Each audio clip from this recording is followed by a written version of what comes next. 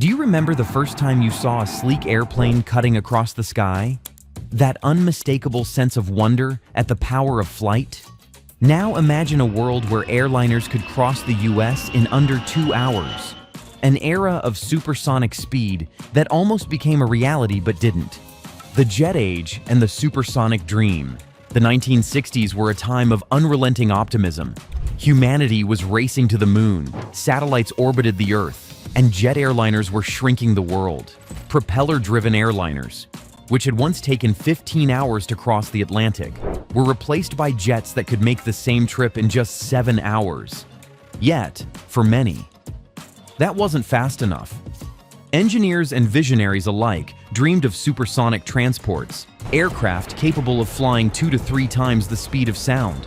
A flight from New York to London could take under 3 hours, and crossing the US from coast to coast might be possible in under 2. Hundreds of supersonic airliners were predicted to dominate the skies by the 1970s. Aircraft manufacturers worldwide scrambled to design SSTs. But in America, progress lagged. Jetliners dominated the market, and manufacturers hesitated to invest in the enormous costs of developing supersonic technology. The race across the Atlantic. By the early 1960s, the race to develop supersonic passenger planes was heating up. In mid-1962, whispers of collaboration between Britain's Aircraft Corporation and France's Sud Aviation grew louder. By November, those talks became reality with the official announcement of the Concorde project. It shocked many in the aviation world, not just because of its ambitious design, but because political and national pride had trumped economic concerns to drive the project forward.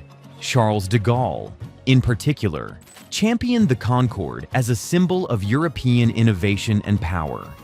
The news sent shockwaves through other countries, especially the United States. At the time, the consensus was that the future of commercial aviation would be supersonic. Suddenly, it seemed Europe was poised to take the lead. To make matters worse, rumors surfaced that the Soviet Union was working on their own supersonic design. Just 3 days after the Concorde announcement, FAA Director Najib Halabi sent a dire warning to President John F. Kennedy. He claimed that if the US didn't start its own supersonic transport program immediately, the country risked losing 50,000 jobs, billions of dollars in income, and market dominance to foreign competitors. A subsequent report from the Supersonic Transport Advisory Group confirmed Europe's lead in development and suggested the US focus on a more advanced design with superior economics.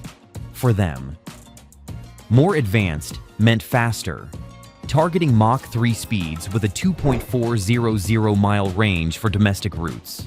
However, they admitted this strategy meant ceding the transatlantic market to Concorde. Despite widespread concerns over technical challenges, environmental impact, and economic viability, the USSST project gained strong support.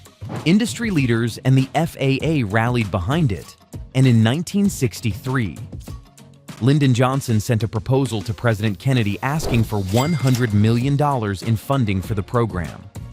Then, in May of that year, Pan Am added fuel to the fire by announcing 6 options on the Concorde, when Juan Trippe, Pan Am's president, hinted the airline might buy from Europe. It angered Kennedy. The idea of an American airline supporting a foreign SST was unacceptable. Kennedy and his administration scrambled to persuade Pan Am to shift its support to a US design. Finally, on June 5, 1963, President Kennedy introduced the National Supersonic Transport Program during a speech at the U.S. Air Force Academy. It was a bold declaration of America's intent to dominate the skies. But the competition with Concorde had already set the stage for a high-stakes, high-speed race that would push the boundaries of engineering and economics alike. The birth of the Boeing 2707. American manufacturers, including Boeing, Lockheed, and Douglas, competed to design an SST. The government set ambitious goals. The aircraft had to be faster, larger, and more economical than Concorde. After years of evaluation, Boeing's design, the 2707, was chosen in 1967. The Boeing 2707 was a marvel of ambition. It promised to cruise at Mach 2.7, nearly 3 times the speed of sound, and carry over 250 passengers, more than double Concorde's capacity. Its advanced variable geometry wings could pivot forward for takeoff and landing, then sweep back for supersonic speeds. The 2707's titanium fuselage would withstand exterior temperatures of hundreds of degrees Fahrenheit, caused by friction at supersonic speeds. To offset the rear heavy design, Boeing included an extra set of landing gear. Inside, passengers were promised cutting-edge in-flight entertainment, including cabin televisions. Environmental and economic pressures. By the late 1960s, the Boeing 2707 project faced growing resistance, much of it driven by environmental concerns. The most vocal critics were environmentalists, who raised alarms about potential harm to the ozone layer, noise pollution from airports, and the disruptive effects of sonic booms. These concerns escalated into a formidable movement that challenged the very viability of supersonic transport. Sonic booms quickly became the most contentious issue. A 1964 test using the XB-70 near Oklahoma City demonstrated the problem's potential scale. While the sonic boom path had a maximum width of 16 miles, it still resulted in nearly 10,000 complaints, over 4,600 formal damage claims, and $12,845 in settlements for broken windows and cracked plaster. The publication of SST and Sonic Boom Handbook by William Shercliffe amplified public fears, claiming that a single SST flight would create a bang zone 50 miles wide and 2,000 miles long. Opponents argued that sonic booms could disrupt sensitive work, like surgeries, and exacerbate conditions for individuals with nervous ailments. High-altitude supersonic flights sparked additional fears about their impact on the atmosphere. Critics worried that water vapor released by SST engines into the stratosphere could envelop the Earth in a global gloom, trapping heat and disrupting ozone formation. Presidential advisor Russell Train warned that a fleet of 500 SSTs operating at 65,000 feet could increase stratospheric water vapor by up to 100% with severe environmental consequences. Later studies identified nitrogen oxides in the exhaust as a direct threat to the ozone layer. Findings validated by MIT researchers. Though a 1995 NOAA study led by atmospheric scientist David W. Fahey suggested that a fleet of 500 SSTs would cause a 1 to 2% drop in ozone levels, deemed manageable for future designs. This did little to allay fears in the 1970s. Major environmental groups like the Sierra Club, the National Wildlife Federation, and the Wilderness Society leveraged these concerns to push for restrictions.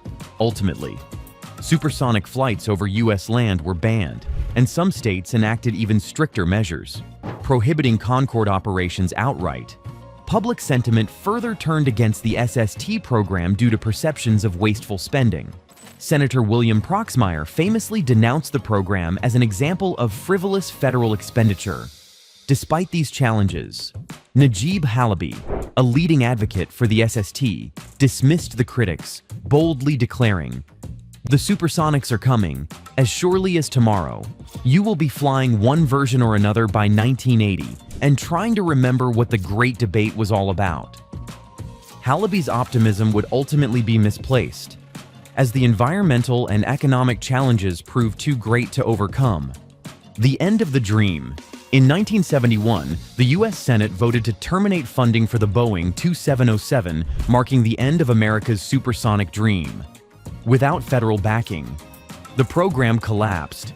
Boeing laid off thousands of workers, and the 2707 never took to the skies. 2 years later, the FAA prohibited civil supersonic flights over U.S. land due to persistent noise concerns, particularly those related to sonic booms. This decision significantly hampered the Concorde's market potential and made the development of future SSTs increasingly unlikely. The aftermath of the SST race, the race to create supersonic transport aircraft, left a significant mark on the aviation industry, even if the results were mixed. Did you know that the supercritical wing, a key feature of modern jetliners, was initially developed during the US SST program. This innovation is now a standard in most jet aircraft, showcasing how breakthroughs from ambitious projects can have long-lasting impacts. Over in Europe, the collaboration that brought us the Concorde laid the groundwork for something even bigger, the formation of Airbus, which is now Boeing's biggest competitor. Aerospatiale, one of the key players behind Concorde, became a core part of Airbus. When Concorde first took off, there were high hopes for its success, with predictions of selling 150 aircraft. However, only 14 were built for commercial service, and these only made it to the skies thanks to massive government subsidies. Despite their small numbers, these Concordes had impressively long service lives. Operators claimed they were commercially viable until tragedy struck. The Concorde's only crash in 2000 and the ripple effects of the 9/11 terrorist attacks led Airbus to end its support for the aircraft. By 2003, the Concorde was retired, marking the end of supersonic passenger travel. The Soviet Union also entered the SST game with the Tupolev Tu-144, but its story was even shorter. The Tu-144 only managed 55 passenger flights before it was permanently grounded, plagued by various issues. In the US, the cancellation of the Boeing Tu-707 project in the early 1970s left the SST dream in limbo for a while. It seemed like the whole idea was dead. However, by the mid-1970s, small technological advances began to reignite hope. NASA stepped in, funding the Advanced Supersonic Transport project at companies like McDonnell Douglas, Boeing, and Lockheed.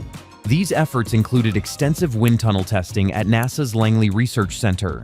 But the dream never fully took flight. Why didn't supersonic travel last?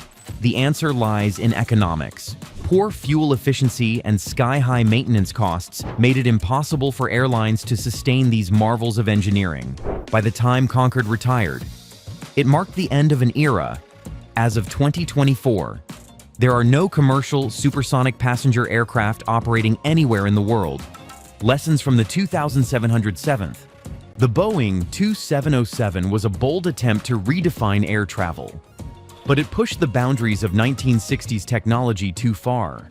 Its failure wasn't just about engineering. It was about the collision of ambition with economic, political, and environmental realities. By the 1970s, the public's view of technology and government programs had shifted. Optimism gave way to skepticism, and priorities moved from speed and prestige to sustainability and practicality. The 2707 remains a symbol of what might have been a daring, ambitious project that captured the spirit of an era but ultimately fell victim to its own audacity. If you've enjoyed this deep dive into the fascinating story of the Boeing 2707 and America's supersonic ambitions, don't forget to like, subscribe, and leave a comment below. What do you think? Could supersonic passenger travel make a comeback in our lifetime? Let's discuss.